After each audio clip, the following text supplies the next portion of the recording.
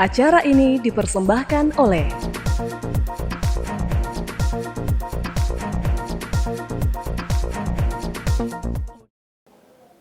Halo pemirsa, senang sekali saya Putri Najwa dapat kembali menyapa Anda dalam Unas Daily. Dalam beberapa menit ke depan kami akan menyajikan berita terpercaya hanya untuk Anda. Pemirsa, Menteri Pertanian Republik Indonesia Dr. Insinyur Andi Amran Sulaiman MP memberikan motivasi kepada mahasiswa dalam kuliah umum di Fakultas Pertanian Universitas Hasanuddin. Mahasiswa diminta berani berproses dan mengambil aksi nyata. Menteri Pertanian Dr. Insinyur Andi Amran Sulaiman MP memberikan kuliah umum bertema Pertumbuhan Pangan Indonesia di Fakultas Pertanian Universitas Hasanuddin Makassar, Jumat 20 Desember 2024. Acara yang berlangsung di lantai 6 Unhas ini dipadati oleh mahasiswa yang antusias menyimak paparan dari sang menteri. Dekan Fakultas Pertanian Unhas, Profesor Dr. Insinyur Salengke MSc, menyampaikan apresiasinya atas kehadiran Mentan. Menurutnya kunjungan ini menjadi momen penting untuk membangkitkan semangat mahasiswa dalam berinovasi dan membangun wirausaha di sektor pertanian. Dalam kuliah umum itu, Mentan Andi Amran menekankan pentingnya tekad kuat, konsistensi, dan pengetahuan mendalam dalam meraih kesuksesan. Ia mendorong mahasiswa untuk menjadikan membaca sebagai kebiasaan sehari-hari guna memperkaya wawasan. Dalam pemaparannya, ia juga menggarisbawahi keunggulan pangan Indonesia yang mampu bertahan di tengah tantangan seperti fenomena El Nino. Hal ini menurutnya menjadi bukti nyata ketangguhan sektor pertanian nasional. Hari ini kami selalu luangkan waktu untuk mengajar. Jadi kami adalah ingin mencoba merubah mindset mahasiswa supaya dia berani berproses, persisten, insya Allah menjadi karakter yang kuat dan insya Allah sukses ke depan. Jadi seorang milenial generasi Z itu butuh mimpi besar, make big dream, kemudian take action, kemudian persisten. Ini baru bisa menjadi karakter yang kuat nantinya dan insya Allah akan sukses. Berani berproses, diakhiri dengan sukses. Takut berproses, gagal menantimu. Selain itu, Mentan mengungkapkan bahwa Indonesia sedang mempersiapkan sektor pertanian untuk menghadapi tantangan iklim ekstrim di masa depan. Menurutnya, inovasi dan kolaborasi antar pelaku tani menjadi kunci utama dalam menciptakan ketahanan pangan yang berkelanjutan. Mengakhiri kuliah umum, ia memberikan pesan motivasi kepada mahasiswa agar terus mendalami ilmu pertanian. Ia menegaskan bahwa sektor ini merupakan fondasi penting bagi kehidupan manusia yang tak terpisahkan dari kebutuhan pangan. Andi Putri Najwa, Zara Sabita Suceng, Unhas TV. Universitas Hasanuddin Makassar mengukuhkan 3 guru besar baru dari Fakultas Kedokteran. Kini jumlah guru besar di Unhas mencapai 541 orang. Bertempat di ruang Senat Akademik Universitas Hasanuddin Makassar, Dewan Profesor Universitas Hasanuddin mengukuhkan 3 guru besar pada Jumat 20 Desember 2024. Pengukuhan ini digelar dalam rapat paripurna Senat Akademik Unhas. 3 guru besar yang dikukuhkan itu yang pertama Profesor Dr. Andi Dwi Bahagia Febriani, PhD SPA Konsultan, Guru Besar Bidang Neonatologi, Fakultas Kedokteran dengan nomor keanggotaan 539. Dalam orasi ilmiahnya, Profesor Dwi Bahagia memberikan gambaran penanganan bayi baru lahir berbasis zero stress di Neonatal Intensive Care Unit, disingkat NICU. Ia menyampaikan upaya dan tantangan dalam mengoptimalkan perkembangan otak pada 1000 hari pertama kehidupan. Yang kedua adalah Profesor Dr. Siti Maisuri Tajuddin Halid, SPOG Subspesialis KFM, Guru Besar Feto Maternal Fakultas Kedokteran dengan nomor keanggotaan 540. Dalam pidato pengukuhannya, ia memberikan gambaran tentang feto maternal, menjaga 2 jiwa dalam satu perjalanan. Sedangkan yang ketiga yakni Profesor Dr. Siti Wahyuni Muhadi, PhD Spesialis Parasitologi Klinik, Guru Besar Bidang Imunologi, Fakultas Kedokteran dengan nomor keanggotaan 541. Ia menjelaskan tentang pengaruh cacing pada sistem imun, tantangan dan peluang dalam pengembangan ilmu kedokteran dan pelayanan kesehatan. Menurut Profesor Andi Dwi Bahagia, Teknologi memiliki peran dalam penanganan stres pada bayi baru lahir di tempat perawatan NICU. Ia pun berharap dukungan dari manajemen rumah sakit dan pemerintah untuk menolkan stres tersebut. Tadi itu judulnya penanganan stres ya di neonatal intensive care. Jadi neonatal intensive care neonatus itu tempat perawatan bayi-bayi baru lahir yang mengalami masalah yang mulai dari ringan sampai berat sebenarnya. Nah, dalam perawatan itu kita banyak menggunakan teknologi, kemudian kita melakukan berbagai macam intervensi ya, mulai dari keperawatan sampai medis, dan itu bisa menimbulkan stres pada neonatus. Oleh karena itu kita harapkan semua orang yang terkait yang bekerja di NICU itu tahu tentang stres, bagaimana apa yang jadi sumbernya sehingga kita bisa mengurangi sumbernya. Kemudian kalau toh tidak bisa kita hilangkan, bagaimana kita meminimalkan stres tersebut. Kenapa? Karena stres itu bisa menyebabkan gangguan perkembangan otak dan hasilnya di kemudian hari menjadi manusia yang kurang berkualitas. Ya, tentu ini mempengaruhi kualitas bangsa juga ke depannya. Rektor Universitas Hasanuddin, Profesor Dr. Insinyur Jamaluddin Chompa MSc, menilai jika kehadiran guru besar yang semakin banyak akan membuat Unhas dikenal oleh dunia dari segi kualitas. Pada pagi sampai jam 11 siang ini kita mengikuti prosesi pengukuhan dan penerimaan jabatan Dewan Profesor 3 guru besar dari Fakultas Kedokteran semua, mulai dari Prof. Dwi Bahagia, Prof. Masyuri Tajuni Halid, dan Prof. Sri Wahyuni.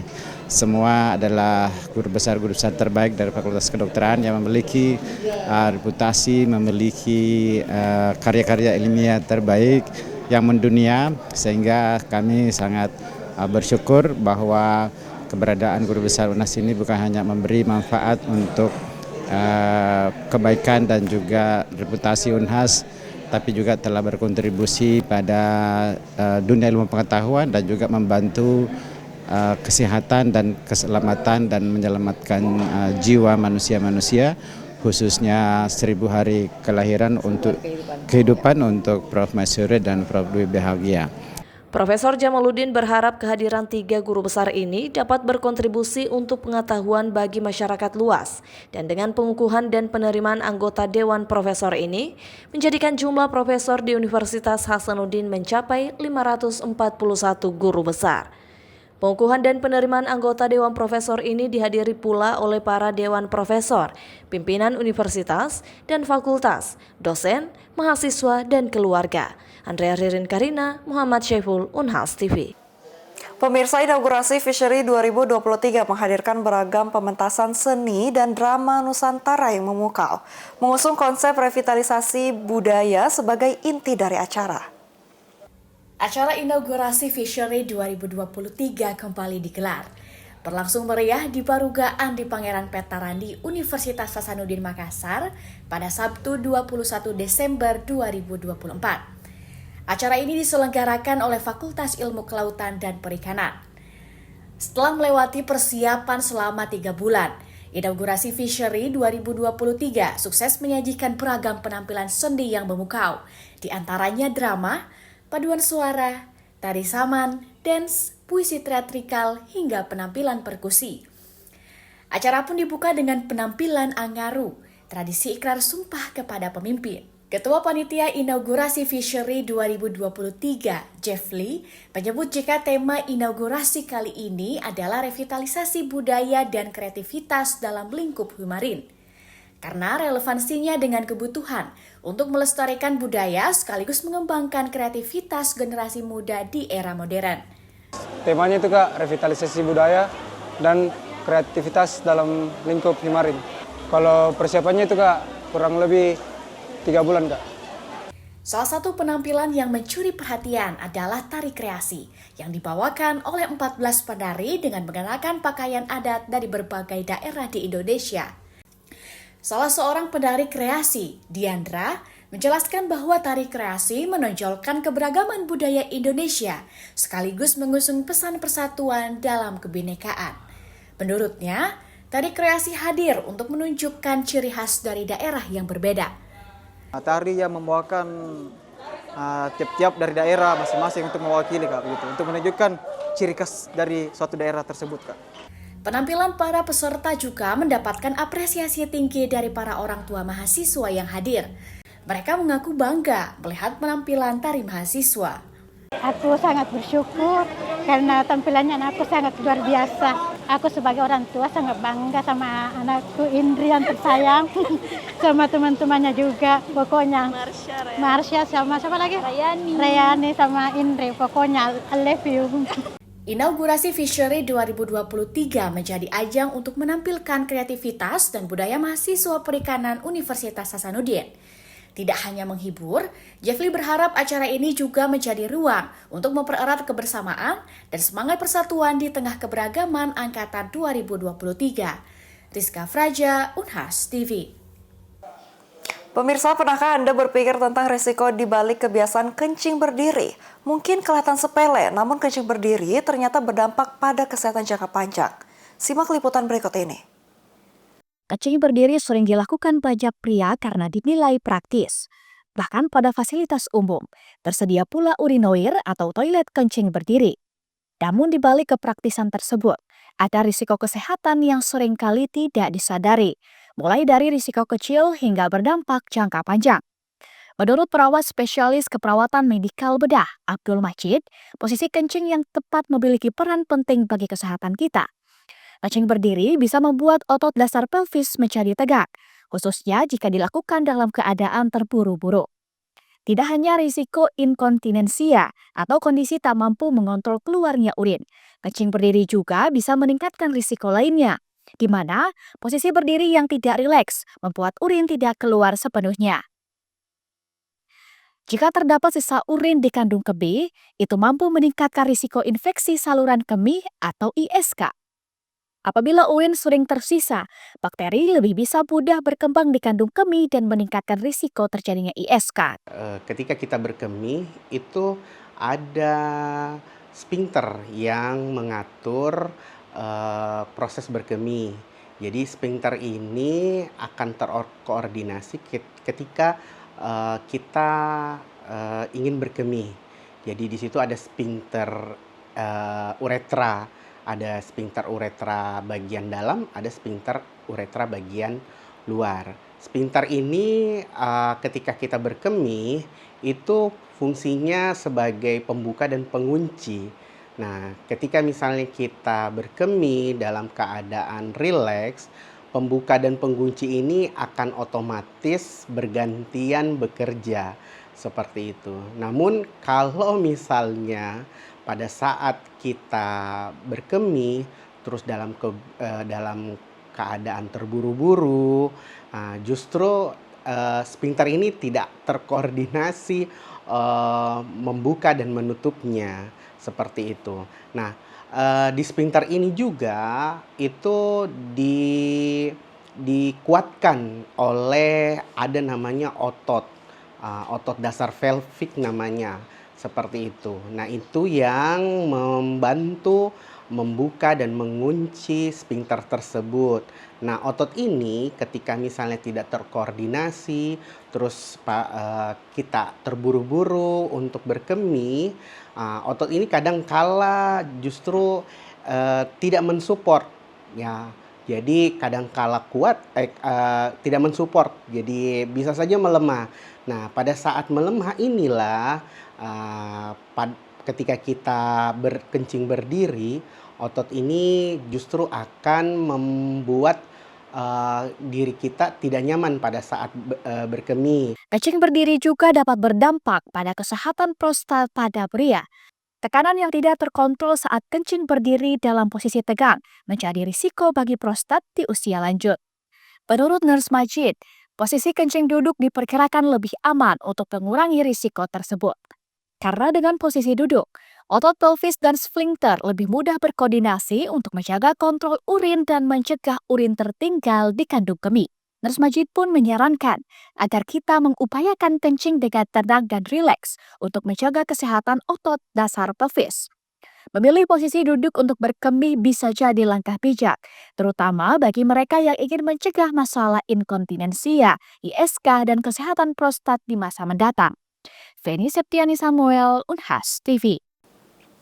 Pemirsa, program studi sastra Rusia Universitas Pajajaran hadirkan pementasan drama bertajuk Revizor, karya Nikola Vasilisi Gogol. Berikut laporan tim liputan Divya Unpad TV untuk Unas TV. Program studi sastra Rusia Fakultas Ilmu Budaya Universitas Pajajaran selenggarakan pementasan drama Rabu 18 Desember di Aula PSBC. Adapun drama yang dipentaskan adalah drama komedi satir asal Rusia, Revizor karya Nikolai Vasilevich Gogol. Drama ini menceritakan pejabat-pejabat pemerintah lokal yang korup dan suap di sebuah kota kecil, di mana mereka bodoh dan penuh kepalsuan. Drama Revizor secara harfiah artinya adalah Inspektur Jenderal. Dramawan sekaligus sastrawan Nikolai Gogol menerbitkan ini pada tahun 1836. Mahasiswa program studi sastra Rusia menampilkan pementasan ini dalam bahasa Indonesia di bawah proyek supervisi Dr. Trishna Gumilar MA. Ketua program studi sastra Rusia, Dr. Triyulianti Karyaningsih, mengaku bangga dengan kerja keras para mahasiswa melalui pementasan drama ini. Di samping mendapat pengetahuan teoritis mengenai drama, Dr. Triyulianti juga berharap para mahasiswa mendapat soft skill di bidang pementasan. Pasti sangat baik sekali ya, saya juga sangat bangga ya.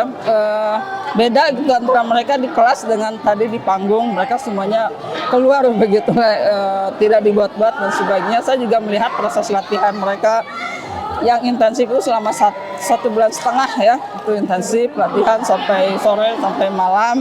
Itu tentunya sangat kami hargai, dan itu tentu sesuatu yang sangat baiklah untuk prodi sastra Rusia.